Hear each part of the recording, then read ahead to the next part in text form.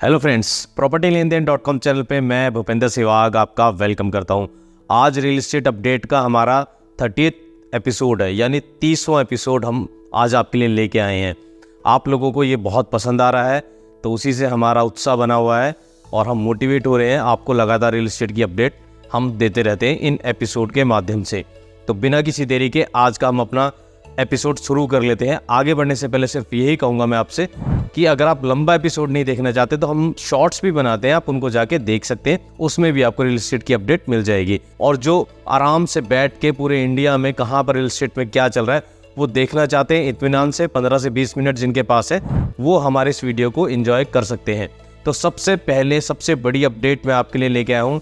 Haryana government ने 2023 में फरवरी में स्टिल्ट+4 जो फ्लोर है उस पर जो बैन लगाया था, ऐसी सूचनाएं आ रही हैं कि इस पे बहुत जल्दी बैन हटने वाला है।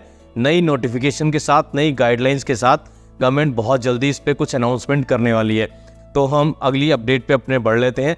अगली अपडेट भी गुड़गांव से है, गुड़गांव रेरा से है। गुड़गांव रेरा ने OSB डेवलपर है, 109 सेक्टर में इसका अफोर्डेबल प्रोजेक्ट है, काफ़ी दिन से बंद पड़ा है। उसको इंस्ट्रक्शन दी है कि जल्द से जल्द वो अपना कंस्ट्रक्शन का काम स्टार्ट कर ले और नहीं तो उसके खिलाफ एक्शन होगा। 2017 में ये प्रोजेक्ट लॉन्च हुआ था, 2021 में ये प्रोजेक्ट कंप्लीट होना था, बट फिर इसको एक्सटेंशन मिल गया था 2 साल का, 2023 में इसको कंप्लीट करना था। इस प्रोजेक्ट में करीब 1100 लोग हैं जिन्होंने फ्लैट बाय किए हुए हैं। रेरा की तरफ से कहा गया है कि जल्दी से 5-10 करोड़ रुपए का अरेंजमेंट करके बिल्डर कंस्ट्रक्शन का काम स्टार्ट करे, तो हम जो इसकी शॉप्स है इस प्रोजेक्ट में उस पर बैन हटा देंगे, उसको ये बेच सकता है। और इसके साथ साथ जो इसका लाइसेंस सस्पेंड हुआ है हम उसको भी रिइंस्टेट करवा देंगे DTP से। इसके साथ साथ रेरा ने ये कहा है कि इनका जो लाइसेंस सस्पेंड हुआ है उसको भी हम रिइंस्टेट करवा देंगे। तो बिल्डर को अब इस पे जल्द से जल्द काम शुरू करना है। जब बात हो रही है गुड़गांव की और बात हो रही है रेरा की, तो एक और अपडेट मैं आपके लिए रेरा की लेके आया हूँ। आज बात करूंगा, रेरा ने एक फिर से 50 लाख रुपए का फाइन लगाया है एक बिल्डर पर। इस डेवलपर का नाम कोरल रियल्टर है और 56 में ये मॉल बना रहा था, मॉल के बिना रजिस्ट्रेशन के। ऐसा एलिगेशन है कि इसको प्रमोट कर रहा था, उसको सेल कर रहा था। तो ध्यान से, गुड़गांव में नए रेरा चीफ आ चुके हैं, बिल्डर्स खास तौर पे और ब्रोकर्स भी जो रेरा अप्रूव्ड चीज़ें हों उसी को प्रमोट करें। अब हम बढ़ लेते हैं अपनी अगली अपडेट पे। अगली अपडेट हमारी सिग्नेचर ग्लोबल को लेकर है। जी हाँ, आप लोगों ने सुन ही लिया, मैं भी वीडियो बना चुका हूँ, सब लोगों ने बता ही दिया है कि सिग्नेचर ग्लोबल 37D में जो प्रोजेक्ट लेकर आया था काफ़ी सक्सेसफुल रहा। उससे उत्साहित होकर, और आपको पता है लिस्टेड ये कंपनी हो चुकी है, अब ये कंपनी नेक्स्ट ईयर में 12 से 13 हज़ार करोड़ रुपए का अपना टारगेट रख रही है सेल्स का। और इनके जो प्रोजेक्ट्स हैं एक के बाद एक लाइन अप है। जैसे जैसे वो प्रोजेक्ट आएंगे उसका रेरा आएगा, आपको उसकी सूचना, उसकी जानकारी हमारे माध्यम से मिल जाएगी। अब हम बढ़ लेते हैं अपनी अगली अपडेट पे। अगली अपडेट हमारी गोदरेज को लेकर है। गोदरेज ने करीब 550 करोड़ रुपए का 6.5 एकड़ का लैंड बाय किया है सेक्टर 44 में। ये लैंड बाय गुड़गांव में नहीं किया है, ये लैंड बाय किया है नोएडा में। जी हाँ, नोएडा में 6 प्रोजेक्ट हो जाएंगे इसको लगाकर गोदरेज के।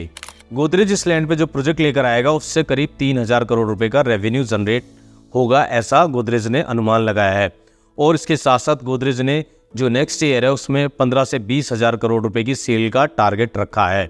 अब बात कर लेते हैं महिंद्रा की। महिंद्रा ग्रुप आपको पता है, थार फेमस है महिंद्रा की स्कॉर्पियो फेमस है। महिंद्रा रियल एस्टेट में भी है, बहुत ज़्यादा लोगों को शायद पता नहीं होगा। गुड़गांव में महिंद्रा ल्यूमिनायर के नाम से इनका एक प्रोजेक्ट भी है। इनका जो रियल एस्टेट का काम है महिंद्रा एंड महिंद्रा का, अब इसको ये अप स्केल करना चाह रहे हैं। इन्होंने टारगेट रखा है कि अगले नेक्स्ट 5 ईयर में हम कम से कम 40 से 45 हज़ार करोड़ रुपए की सेल्स करें। जी हाँ, एक के बाद एक डेवलपर्स के टारगेट बढ़ते जा रहे हैं और वो जो कि रियल एस्टेट मार्केट आपको पता है अच्छा कर रहा है, तो सबके अपने अपने टारगेट बड़े बड़े होते जा रहे हैं। देखते हैं आगे कैसे रियल एस्टेट चलता है। एक और चीज़ मैं आपको बताना चाहता हूँ, मुंबई में एक नया ट्रेंड शुरू हो गया है और वो क्या ट्रेंड है मैं आपके साथ शेयर करना चाहता हूँ। बाय नाउ पे लेटर। जैसा कि आपने आज से 1 साल 2 साल 3 साल पहले देखा था, गुड़गांव की मार्केट में भी इस तरह की स्कीम्स थी, मुंबई में स्कीम्स शुरू हो चुकी हैं। तो आपको क्या लगता है, ये स्कीम गुड़गांव में फिर से वापस आएंगी? जिन लोगों को ऐसा लगता है वो नीचे कमेंट में ज़रूर बताएं। अब हम बढ़ लेते हैं अपनी अगली अपडेट पे। हमारी अगली अपडेट गोवा से है।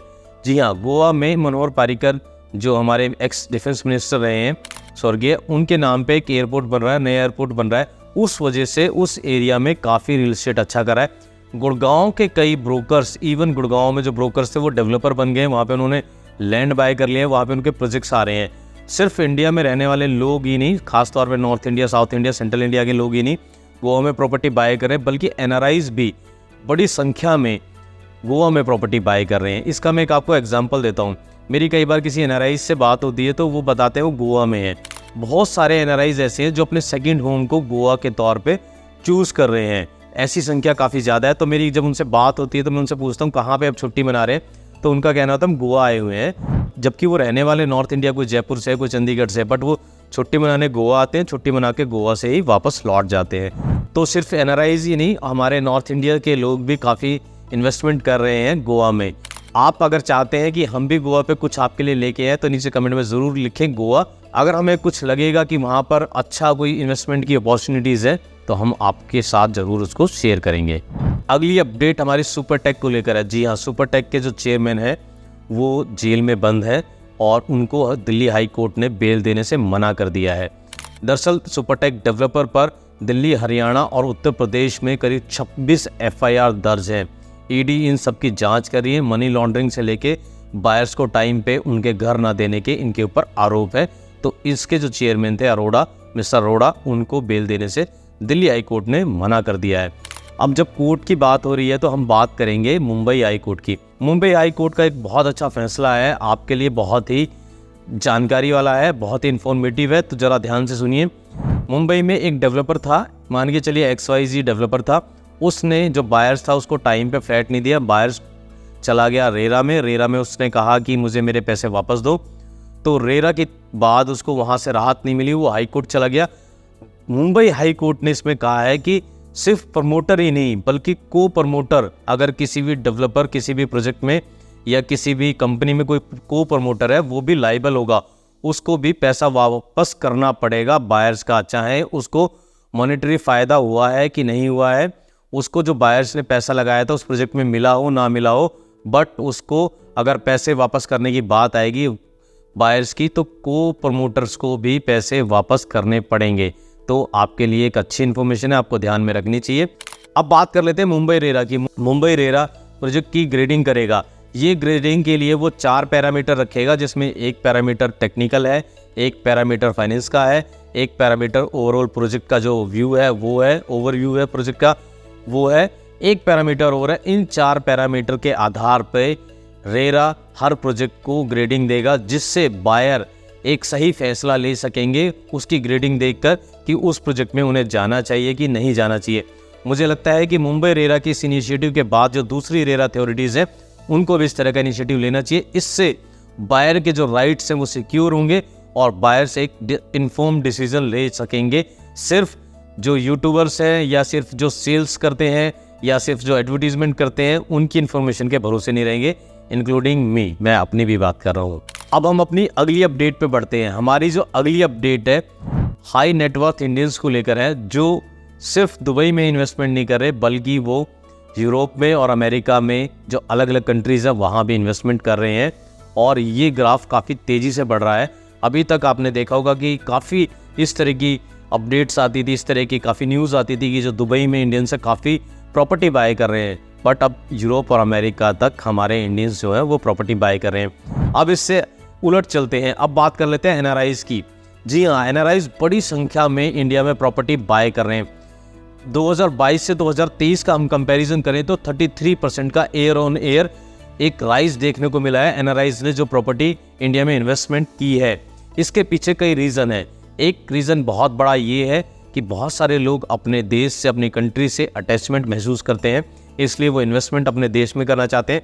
दूसरा, उनको बहुत अच्छा इस पर रिटर्न मिल रहा है, बहुत अच्छा कैपिटल एप्रिसिएशन हो रहा है, बहुत अच्छे रेंटल ईल्ड्स मिल रहे हैं, जिस वजह से वो इंडिया में प्रॉपर्टी में इन्वेस्टमेंट कर रहे हैं। और चीज़ें भी बहुत आसान हो गई हैं पिछले कुछ सालों में।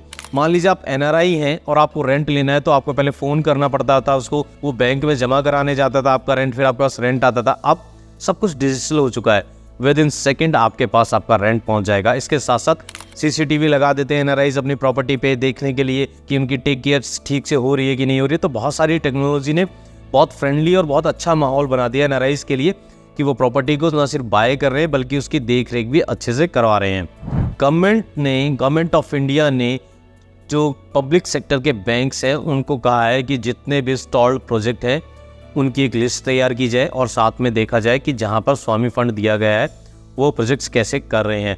अभी एक रिपोर्ट आई है जिसमें ये बताया गया है कि जो स्वामी फंड लगाया गया है जिन प्रोजेक्ट्स में, उसमें स्वामी फंड ने काफ़ी अच्छा रिटर्न दिया है। स्वामी फंड गवर्नमेंट का एक फंड्स है, जो प्रोजेक्ट स्टॉल्ड हो जाते हैं उसमें वो पैसा गवर्नमेंट की तरफ से लगाया जाता है, उन प्रोजेक्ट को पूरा किया जाता है। अगर उसमें अनसोल्ड इन्वेंट्री है तो उसको बेचा जाता है, और जिन लोगों के घर फंसे हुए हैं, जिनको घर नहीं मिले, उनको उनके घर मिल जाते हैं।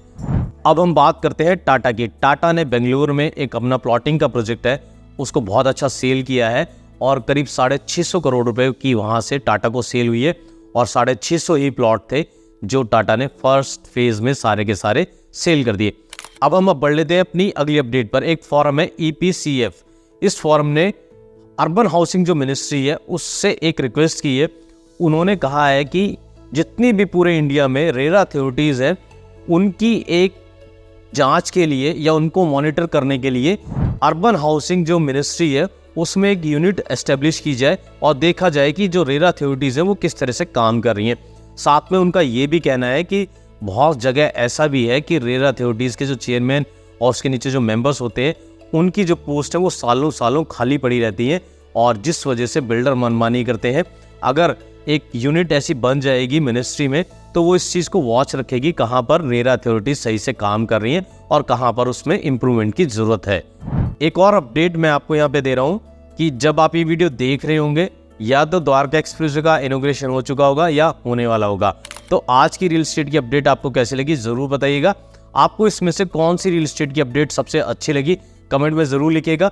वीडियो पसंद आई तो वीडियो को लाइक कर दीजिए, चैनल पर पहली बार आए तो चैनल को सब्सक्राइब कर दीजिए। मैं फिर मिलूंगा आपसे अगले एपिसोड में, तब तक के लिए थैंक यू दोस्तों।